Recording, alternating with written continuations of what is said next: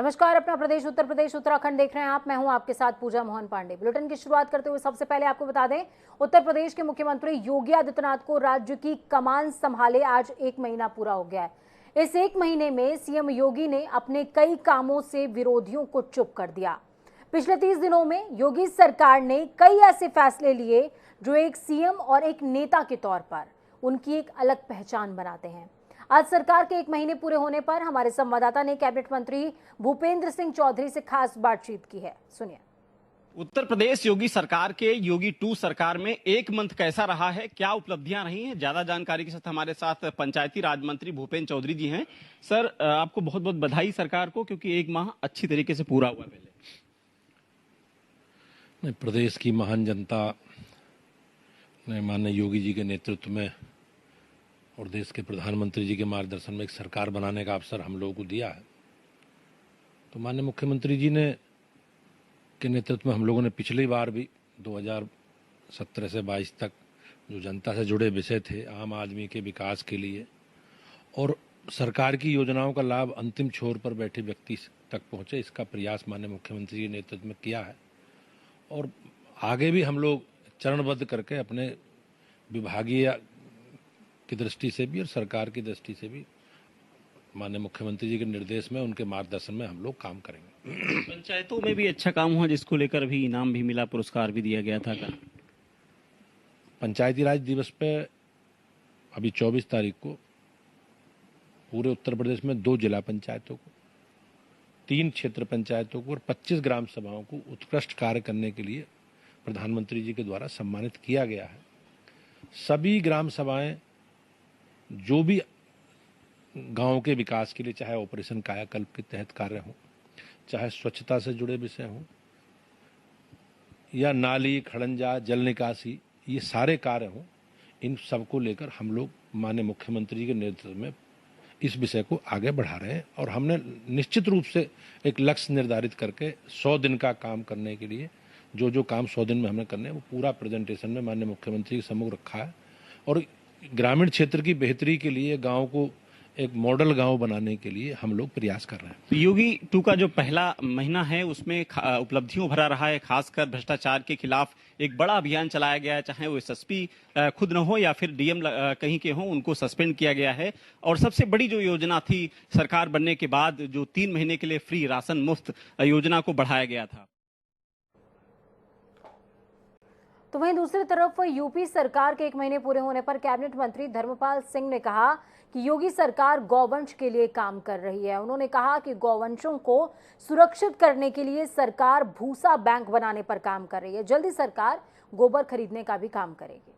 उत्तर प्रदेश सरकार में योगी 2 का आज 1 माह पूरा हो चुका है। इस 1 माह में क्या उपलब्धियां रही हैं, क्या कुछ खास है? हमारे साथ धर्मपाल सिंह मंत्री जी हैं, उनसे बात करेंगे। सर, 1 माह योगी सरकार का पूरा हो चुका है, क्या कुछ सर उपलब्धियां रही हैं इसमें? देखिए, इस 1 माह में हमने पहले गौवंश सुरक्षित करने के लिए, संरक्षित करने के लिए एक भूसा अभियान इकट्ठा करने का चलाया है। हर जिले में भूसा बैंक बनाने का काम है।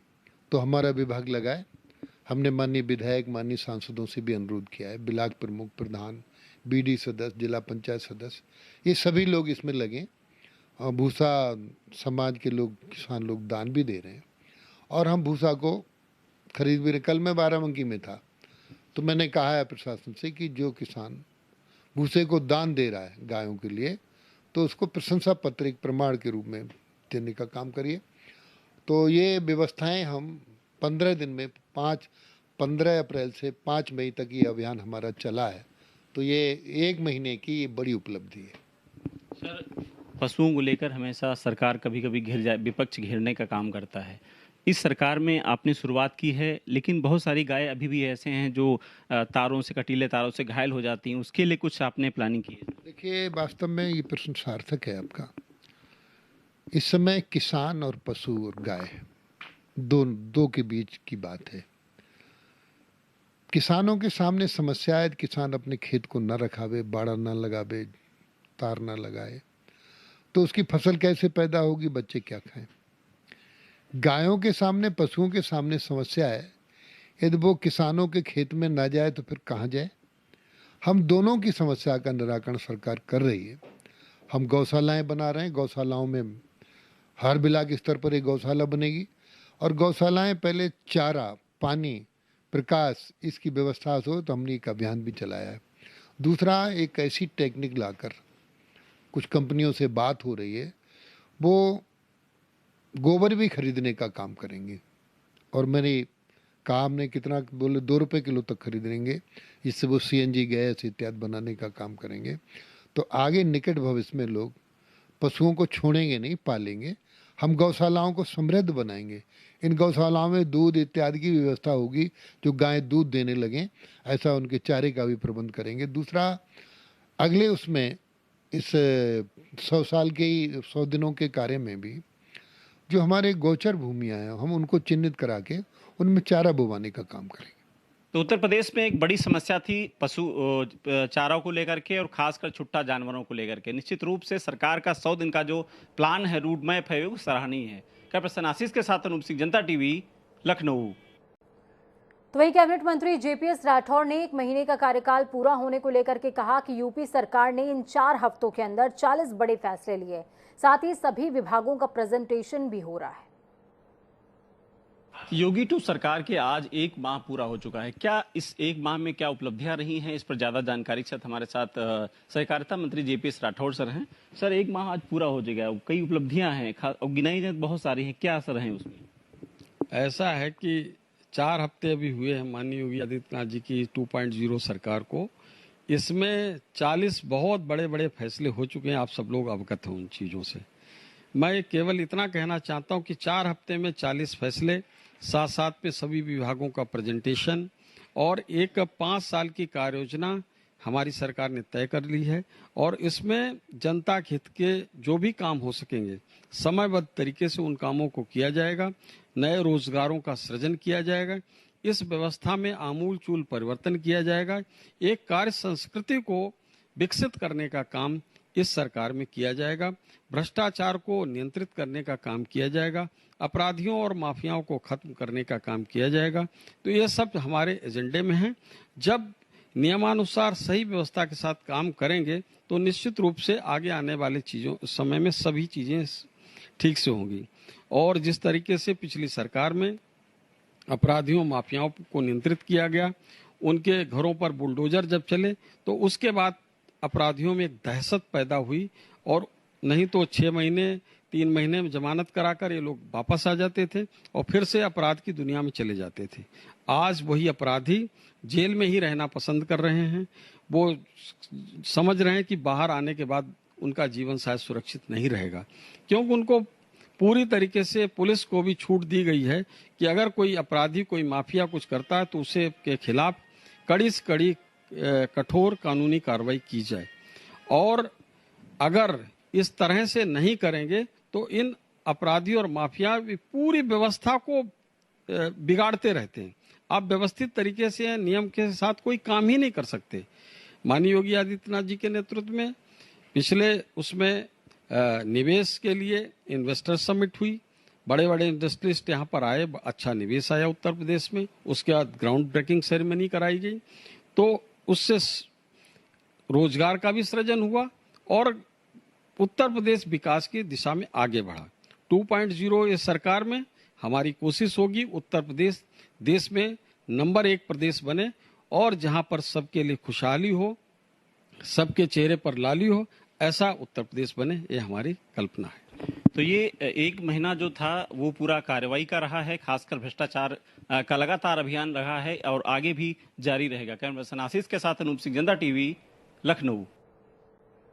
उत्तर प्रदेश सरकार में कारागार मंत्री धर्मवीर प्रजापति आज अलीगढ़ पहुंचे हुए थे, जहां उन्होंने मीडिया से बातचीत करते हुए कहा कि पिछले 5 सालों के मुख्यमंत्री के कार्यकाल में बहुत कुछ सुधार जेलों में हुआ है। उन्होंने कहा कि हमने निर्देशित भी किया है कि सभी जेलों में कैदियों के साथ एक आत्मीय व्यवहार हो।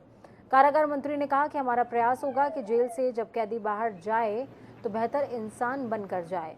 हमने जेलों में गायत्री मंत्र का उच्चारण कराया। हम जेलों में आगे संतों महात्माओं के प्रवचन भी करवाएंगे। उत्तर प्रदेश में दूसरी बार एक इतिहास रचा है। 5 साल हमारी सरकार ने कार्यकाल पूरा किया, उसके बाद में दोबारा आशीर्वाद दिया है।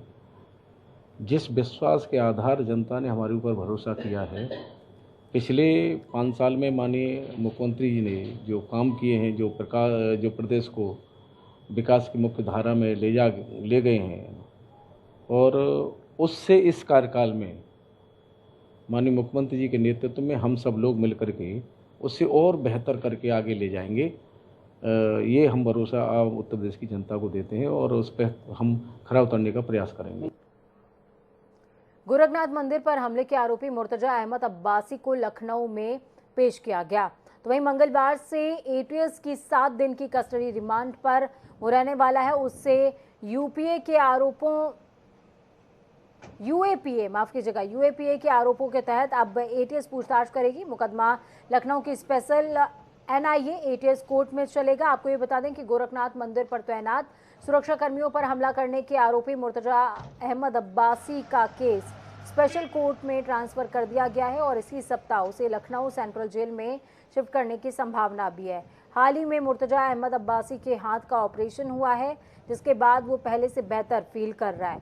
अब वो अपने परिजनों से मिलने की जिद भी कर रहा है। हालांकि उससे कोई भी परिवार का सदस्य मिलने जेल नहीं पहुंचा। तो वहीं फतेहपुर जिले में बाल विकास परियोजनाओं में इन दिनों बड़ी लापरवाही बरती जा रही है। जनपद के समस्त ब्लॉकों में बाल विकास परियोजनाओं में जमकर धांधली की जा रही है। ऐसा ही एक मामला सामने आया जिसमें आंगनबाड़ी केंद्रों में सप्लाई होने वाले पुष्टाहार में अप्रैल 2022 में अगस्त 2021 का पुष्टाहार भेजा जा रहा है, जिसको लेकर मलवा ब्लॉक के सीडीपीओ सुरजीत सिंह से बातचीत की गई। तो उन्होंने कहा मलवा ब्लॉक में 282 केंद्र संचालित हैं, जिस पर जागृति महिला प्रेरणा पोषण इकाई की ओर से पोषाहार की सप्लाई की जा रही है। अगस्त 2021 की सप्लाई इस महीने में कर रहे हैं। सीडीपीओ का कहना है कि फैक्ट्री बनने और बिजली की समस्या से प्रोडक्शन नहीं हो पाया था, इस वजह से हर महीने 2-2 महीने की सप्लाई दी जा रही है। इसलिए हम कवर कर रहे हैं कि पोषाहार रूटीन में जो जुलाई का महीना है उसको भी कवर कर लिया जाए।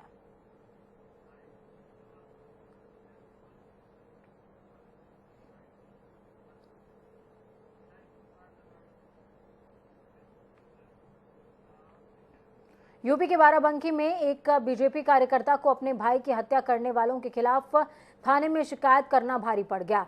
थाने की पुलिस ने आरोपियों पर कार्रवाई करने के बजाय उल्टा पीड़ित को ही थाने में जमकर पीटा और बुजुर्ग को करंट लगा दिया। पुलिस ने बर्बरता की सारी हदें पार कर दी, जिसके बाद पीड़ित ने बाराबंकी पहुंचे यूपी सरकार के मंत्री धर्मपाल सिंह के पैरों में गिरकर न्याय की गुहार लगाई है। अब मंत्री जी ने उसे आश्वासन दिया है कि वो इस पूरे मामले की जांच कराएंगे।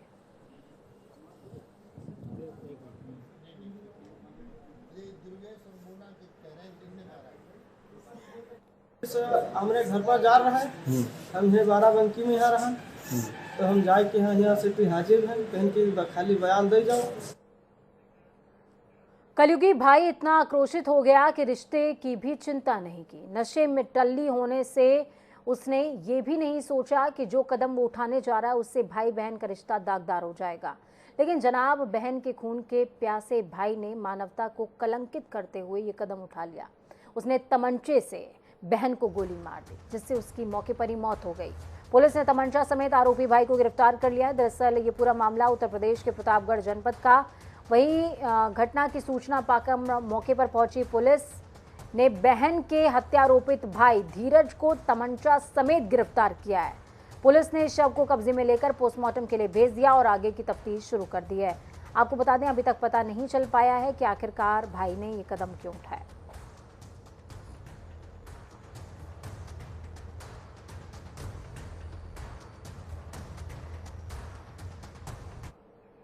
तो चलिए खबरों में आगे बढ़ेंगे, बात उत्तराखंड की करेंगे।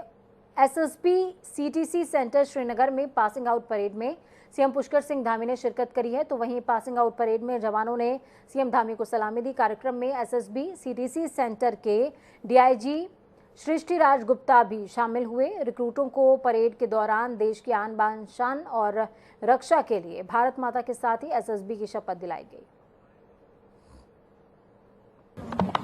देखिए, एक बड़ा अद्भुत दृश्य था यहाँ पर आज उनकी पासिंग परेड को देखना, जिसमें 19 राज्यों के 278 प्रशिक्षुओं ने 44 सप्ताह तक लगातार अपनी यहाँ पर ट्रेनिंग ली है, प्रशिक्षण लिया है और वो देश की हमारी सीमाओं पर जाकर अपनी सेवाएं प्रदान करेंगे। मैं सभी को बहुत शुभकामनाएं देता हूं। भारत नेपाल सीमा, भारत भूटान सीमा पर उन सभी का काम आगे चलेगा। उन सभी के लिए मेरी शुभकामनाएं हैं। और यहाँ पर बहुत शानदार प्रशिक्षण और शानदार परेड दोनों ही हुई है। उसके लिए भी मैं जो पूरी टीम है, उनके सभी अधिकारीगण हैं, जो उनके प्रशिक्षण करने वाले प्रशिक्षक हैं, उन सभी को भी बधाई देता हूँ। देहरादून में पूर्व नेता प्रतिपक्ष प्रीतम सिंह ने भारतीय जनता पार्टी में जाने की अटकलों को सिरे से खारिज करते हुए आज पीसी करी थी, जिसमें आपको बता दें कि प्रदेश अध्यक्ष करण माहरा भी मौजूद थे। उन्होंने इसके पीछे एक साजिश का अंदेशा जताया है। साथ में 2 पोर्टल्स को, जिसने ये खबर प्रसारित की थी, उसको मानहानि का नोटिस भी भेजा है। तो ऐसा नहीं है कि हम पर जब मर्जी चाहे तब जो बात चाहे वो कह दे, ये कदापि उचित नहीं है। और प्रीतम सिंह तो आपके बीच के यहाँ रहने वाला आपका साथी सहयोगी है। आप सब लोग मुझे भली भांति जानते हैं। और वह राजनीति में अगर मैं जाऊंगा तो कोई मैं छिपके जाऊंगा, ये चोरी छुपे जाऊंगा। एक अजीब विडम्बना है, अजीब विडम्बना है। अटकलें और इससे ज्यादा अटकलें क्या हो सकती है। मैं प्रदेश कार्यालय में प्रेस कॉन्फ्रेंस कर रहा हूं और मैंने कहा है कि 3 जो पोर्टल जिन्होंने इस बात को लिखा है, मैं उनके खिलाफ जो है मानहानि का मुकदमा दायर करने जा रहा हूं। रुद्रप्रयाग क्षेत्र के आसपास आग लगने से चारों ओर धुआं फैल रहा है। एक ओर आग से धूप की चमक ही गायब हो गई है, तो वहीं दूसरी तरफ धुएं से लोगों का सांस लेना अब मुश्किल हो रहा है। साथ ही आंखों में जलन की शिकायतें भी बढ़ रही हैं। ये हाल तो नगर मुख्यालय का है, जबकि ग्रामीण क्षेत्रों में स्थिति और भी ज्यादा बदहाल हो चली है। वन विभाग से सटे जवाड़ी के जंगलों में भी आग लगी हुई है। स्पष्ट निर्देश है कि सभी डिपार्टमेंट्स को मिलकर साथ में कार्य करना है, भले वो आग वन क्षेत्र की हो या सिविल क्षेत्र की हो या किसी भी लैंड की हो। तो उसकी बेसिस पे हम लोग कल उस पर एक डिटेल बैठक करेंगे। और मैं सभी डिपार्टमेंट से ये आग्रह करता हूँ और उनको सबको निर्देशित करता हूँ कि आप लोग कोई भी तरीके से कार्य करें। जंगलों की आग कहीं भी सूचित करें, भले कोई जनप्रतिनिधि हो, कोई ग्राम प्रधान हो, वन पंचायत के हो, सभी को साथ मिलकर इसको कॉम्बैट